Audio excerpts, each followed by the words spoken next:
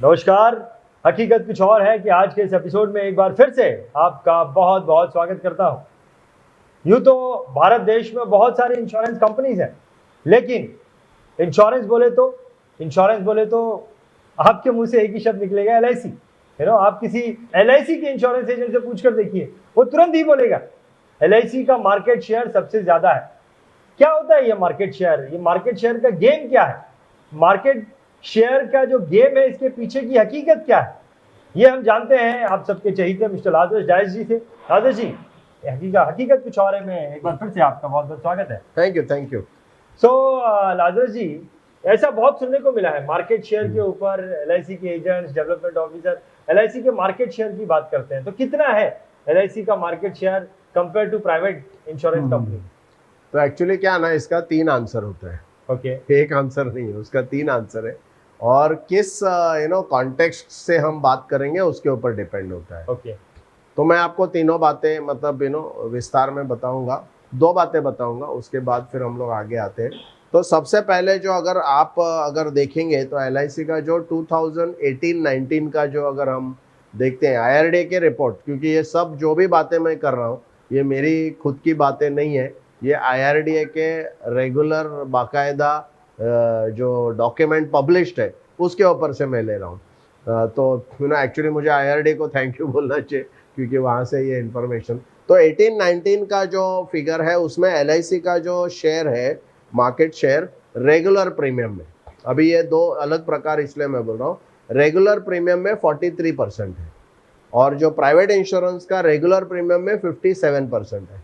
अच्छा। हाँ। अच्छा। तो प्राइवेट इंश्योरेंस काफी आगे है अभी, जो रेगुलर प्रीमियम है उसमें। तो लेकिन ये टोटल इंश्योरेंस कंपनीज का बोल रहे हैं, टोटल इंश्योरेंस कंपनी वो सारी प्राइवेट इंश्योरेंस कंपनी का 57% है, LIC से ज्यादा है। होना भी चाहिए, बिकॉज अगर इतने कंपनी से तो नॉर्मली वो होता है। बट हम लोग थोड़ा मतलब हम लोग क्या है, वो एक हमारा मार्केट शेयर आगे है ऐसा करके जो है। बट एक्चुअली अगर इंडस्ट्री को डेवलप होना है, इससे अगर क्लाइंट को, एजेंट्स को, सबको अगर बेनिफिट होना है, तो जितना मार्केट शेयर गिरेगा LIC का उतना ही ज़्यादा अच्छा रहेगा। ये मेरा मानना है और मैं आपको बताता हूँ उसका क्यों है। बट फिलहाल रेगुलर प्रीमियम में LIC का 43% मार्केट शेयर है और प्राइवेट इंश्योरेंस कंपनी का 57% है।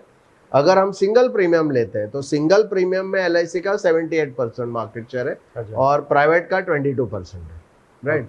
और ये एक्चुअल मार्केट शेयर है, मतलब इसको हम लोग जब भी हम लोग मार्केट शेयर वर्क मतलब ये करते हैं कैलकुलेट, तो सिंगल प्रीमियम का अलग होना चाहिए, रेगुलर प्रीमियम का अलग होना चाहिए।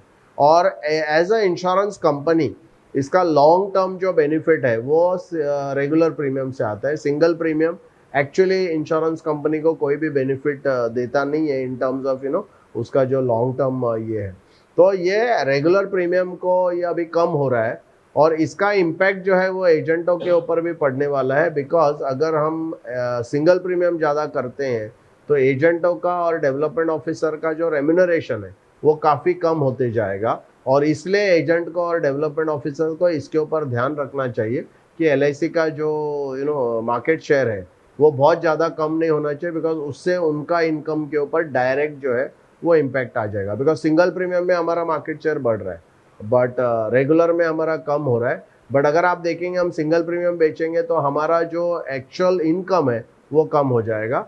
और ये शायद एक ख्याल हमको रखना पड़ेगा, बिकॉज ये मुझे लगता नहीं कि LIC इसके बारे में सोचेगी। बिकॉज हमको ये रखना पड़ेगा कि किस प्रकार से हम ये कहीं ना कहीं दिशा भूल नहीं जाना चाहिए और हमारा जो रेगुलर प्रीमियम जो हमारे लिए लॉन्ग टर्म के लिए, हमारे फैमिली के लिए, हमारे लिए, क्लाइंट के फैमिली के लिए और प्लस LIC के लिए, LIC को खुद को जितना ज़्यादा रेगुलर प्रीमियम रहेगा उतना ही वो कंपनी जो है वो स्ट्रांग रहती है।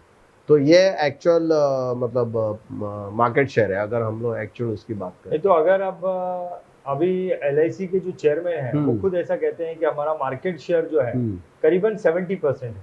तो अब ये जो आपने कैलकुलेशन बताया कि 57% प्राइवेट कंपनी का मार्केट शेयर है और 43% LIC का है, लेकिन फिर जो है सिंगल प्रीमियम में वो ज्यादा है। हाँ। तो कैसे ये जो है LIC का मार्केट शेयर जो है तो 70% होता है जो चेयरमैन राइट। तो चेयरमैन साहब ने भी जो बोला वो गलत नहीं है, बट चेयरमैन साहब जो बोलते हैं ना वो टोटल प्रीमियम का मार्केट शेयर बोल रहे हैं। मतलब अगर हम टोटल प्रीमियम का देखेंगे तो LIC का जैसा प्रीमियम है 31,000 करोड़ था और प्राइवेट इंश्योरेंस का 41,000 करोड़ था, विच इज़ रेगुलर प्रीमियम। अगर सिंगल प्रीमियम देखेंगे तो LIC का 1,10,000 करोड़ था और प्राइवेट इंश्योरेंस कंपनीज का सिर्फ 30,000 करोड़ था। तो ये दोनों को अगर हम लोग ऐड कर देंगे उसको टोटल प्रीमियम कहते हैं। तो ऐड अगर करेंगे तो LIC का होता है टोटल प्रीमियम जो है 1,42,000 करोड़ और प्राइवेट इंश्योरेंस का होता है 72,000 करोड़। तो अगर वो गिनती अगर हम लगाते हैं कि हमने टोटल प्रीमियम 1,40,00,000 लाया और प्राइवेट कंपनीज ने सिर्फ 70 लाख लाया, तो ऑब्वियसली हमारा मार्केट शेयर 70% हो गया। तो वो एक मतलब दृष्टिकोण है या वो एक नज़रिया है उस प्रकार से। बट मुझे लगता है वो करेक्ट नहीं है।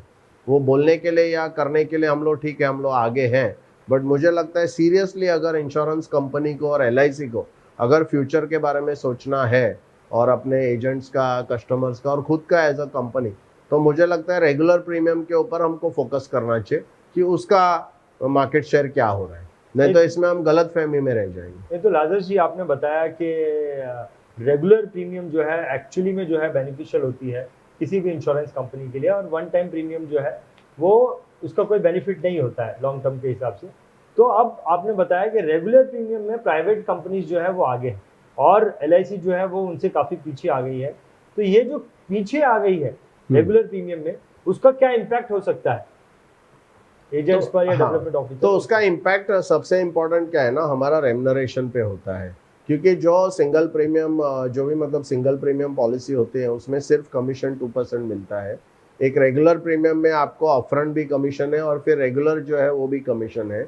और ऐसा नहीं कि सिर्फ एजेंटों के लिए तो बेनिफिशियल हाई है, और बट क्या है कि क्लाइंट्स के लिए भी ये काफ़ी बेनिफिशियल है। बिकॉज क्या हो रहा है आज अगर आप देखेंगे बहुत सारे कस्टमर्स है ना, वो लॉन्ग टर्म के लिए कोई कमिटमेंट लेना नहीं चाहते, बट एक्चुअल अगर आप LIC का देखेंगे और LIC का बोनस अगर देखेंगे तो जितना ज़्यादा लंबा टेन्योर आप लेते हैं उसमें बोनस जो है ना वो काफ़ी गुना बढ़ जाता है। जैसे एक 30 ईयर का पॉलिसी अगर आप देखेंगे उसका अगर आप फाइनल एडिशनल बोनस देखेंगे तो वो समय शॉर्ट का 3 टाइम्स तक होता है। वेरेज अगर कम टेन्योर मतलब 15 साल से अगर आप कम रखेंगे तो फाइनल एडिशनल बोनस कुछ भी नहीं आते। तो एक रेगुलर बोनस तो एक क्लाइंट के लिए भी ये लॉन्ग टर्म, अच्छा लॉन्ग टर्म होने से क्या होता है कि एजेंट को भी किस्तों में वो कलेक्शन करना है, क्लाइंट को भी वो किस्तों में देना है। सेकेंड एज एन इंश्योरेंस मुझे क्या लगता है कि सिंगल प्रीमियम ये एक्चुअल इंश्योरेंस का जो बेस कॉन्सेप्ट है उसके अगेंस्ट जाता है। बिकॉज इंश्योरेंस का कॉन्सेप्ट क्या है कि आप एक छोटा सा प्रीमियम भर के एक बड़ा कवर आपको मिलता है, राइट। तो वो उसमें क्या है, जैसे टर्म पॉलिसी सबसे बेस्ट है, बट उसमें फिर फ्यूचर में कुछ होता नहीं है, फ्यूचर का भी हमको देखना चाहिए। तो ये बैलेंसिंग करके अगर एंडाउमेंट पॉलिसी और टर्म पॉलिसी अगर हम कॉम्बिनेशन में अगर बेचते हैं तो एक क्लाइंट के लिए भी और लंबे सफ़र के लिए अच्छा होता है। और एज अ कंपनी अगर आप देखेंगे, रिसर्च करेंगे कि एक कंपनी का फ्यूचर और जो उसका आगे का जो उज्ज्वल अगर फ्यूचर हम देखना चाहते हैं तो फिर उनको कोई भी कंपनी को रेगुलर प्रीमियम के ऊपर ही फोकस करना पड़ेगा। परफेक्ट। राजेश जी आपने बताया जैसे कि दो तरह के कॉन्सेप्ट हैं, एक तो वन टाइम प्रीमियम आ रहा है और एक तो जो है वो रेगुलर प्रीमियम आ रहा है। वाकई में दोनों में बहुत डिफरेंस है। रेगुलर प्रीमियम कई सालों तक आएगा, वो तो एक ही बार आ गया।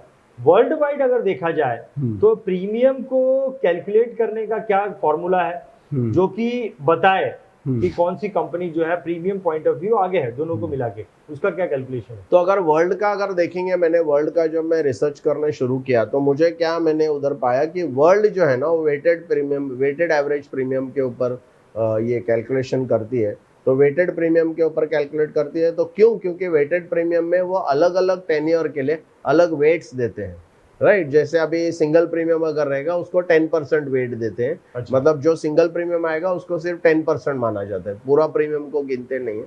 और उसी प्रकार से रेगुलर प्रीमियम को 100% वो लोग ने दिया। और ये इसलिए दिया है बिकॉज एक कंपनी का हेल्थ को अगर रियली चेक करना है तो वेटेड एवरेज से अगर हम लोग कंपेयर करेंगे तो हमको कौन सी कंपनी आगे है पीछे या क्या है ना वो हमको पता चलता है। तो वेटेड एवरेज अगर हम लेते हैं तो LIC का वेटेड एवरेज के हिसाब से मार्केट शेयर 49% बनता है और प्राइवेट इंश्योरेंस का 51% बनता है।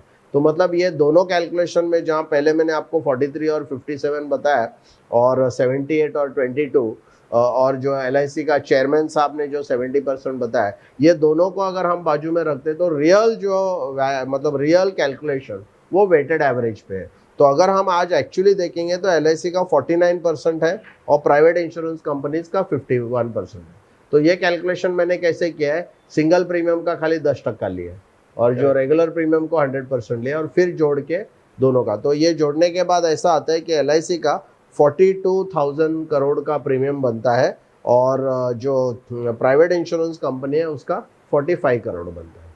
Perfect perfect. तो ये जो एक मिथ है कि 70% हमारा मार्केट शेयर है, वो हकीकत में अगर प्रिसाइसली देखा जाए तो वो 47 नहीं है, वो 70% नहीं है, 49% है। करेक्ट, यानी कि वो ज्यादा नहीं है, वो कम है। जो हम इतना ज्यादा बोलते हैं वो इतना ज्यादा नहीं है, बल्कि वो तो ऑपोजिट पार्टी से कम है। तो हकीकत कुछ और है। हकीकत कुछ और है। तो अब ये जो नीचे आ गया है, ये तो थोड़ा सा अपना जो है ना, थोड़ा सा प्रेस्टीज जो है वो थोड़ा कम होने वाली बात होगी। तो प्रेस्टीज जो मेरा जो प्राउड है वो तो अब नीचे आ गया है। तो वापस से उसको लाने के लिए, ये मार्केट शेयर को बढ़ाने के लिए क्या करना पड़ेगा LIC को? मुझे लगता है LIC को अभी क्या है ना, LIC को खुद को, मतलब मैं कोई एडवाइजर या एडवाइस LIC को नहीं दे सकता हूँ, बट मुझे लगता है कि धीरे धीरे LIC में जो एक फोकस सिंगल प्रीमियम के ऊपर चला गया है और जो रेस है वो ये मार्केट शेयर बढ़ाने का, टोटल प्रीमियम का मार्केट शेयर बढ़ाने का जो रेस है, वो मुझे लगता है एक्चुअली किसी के लिए भी बेनिफिशियल नहीं है। और as a this thing institution, और इतना बड़ा काम जो इंस्टीट्यूशन ने किया है, तो आगे भी चल के ये बड़ा काम अगर होना है तो हमको वापस से रेगुलर प्रीमियम के ऊपर फोकस करना पड़ेगा। इसमें ही एजेंटों की, डेवलपमेंट ऑफिसर की, LIC की और देश की आगे की जो प्रगति है पूरे इसके ऊपर डिपेंड है। और मुझे लगता है वो बहुत ही जल्दी हमको रेगुलर प्रीमियम पे फोकस लाना चाहिए। परफेक्ट।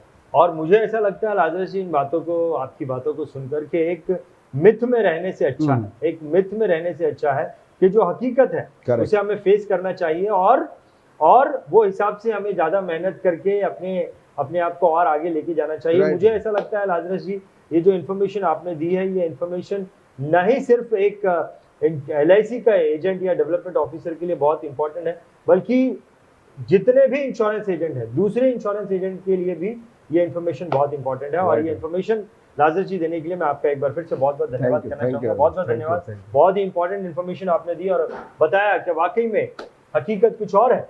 तो दोस्तों, अभी भी इस टॉपिक से रिलेटेड आपके मन में कोई और प्रश्न है जिनके उत्तर आपको न मिले हो, तो कमेंट्स में आपके प्रश्न हमें लिखकर भेजिए, या अपने विचार आप कमेंट्स में हमें लिखकर भेजिए कि कैसा लगा है आपको एपिसोड। और हाँ, जाते जाते एक बार फिर से मैं आपसे एक रिक्वेस्ट करना चाहूँगा कि अब तक अगर आपने BITV इस चैनल को सब्सक्राइब नहीं किया है तो चैनल को सब्सक्राइब कीजिए, और अगर आपको ये वीडियो अच्छा लगा हो तो वीडियो को लाइक भी करना। अगले हफ्ते हम आपसे फिर मुलाकात करेंगे, तब तक के लिए अलविदा। बहुत बहुत धन्यवाद।